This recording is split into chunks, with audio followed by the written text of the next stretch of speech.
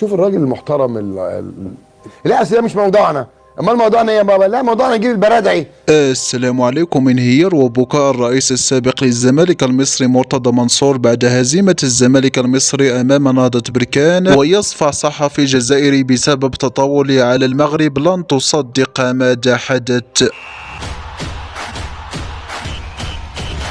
ولكن قبل أن نبدأ، إذا كنت تتفق معي بأن نهضة بركان سيتوج بهذا اللقب فيرجى الإعجاب بهذا الفيديو وتعطير فمكم بالصلاة على رسولنا الكريم. بعد فوز نهضة بركان على الزمالك المصري بعد مباراة ماراثونية، وذلك في ذهاب نهائي كأس الكونفدرالية الإفريقية، ليواصل نهضة بركان التألق في هذه البطولة ويقترب أكثر فأكثر من التتويج بهذا اللقب. فقد دخل على الخط الرئيس السابق للزمالك المصري مرتضى منصور بعد هذه الهزيمة، وأدلى بتصريحات نقلتها الإذاعة المصرية منذ قليل، وقال: أنا حزين للغاية بسبب خسارة الزمالك المصري اليوم أمام نهضة بركان المغربي، وخاصة أن هذه البطولة هي المحبوبة لدى الزمالك، وكنا نود تحقيق الزمالك الفوز في هذه المباراة من أجل تسهيل مباراة الإياب هنا بمصر وإسعاد جماهير الزمالك كذلك، ولكننا واجهنا فريقا قويا وهو نهضة بركان المغربي. وسأله صحفي جزائري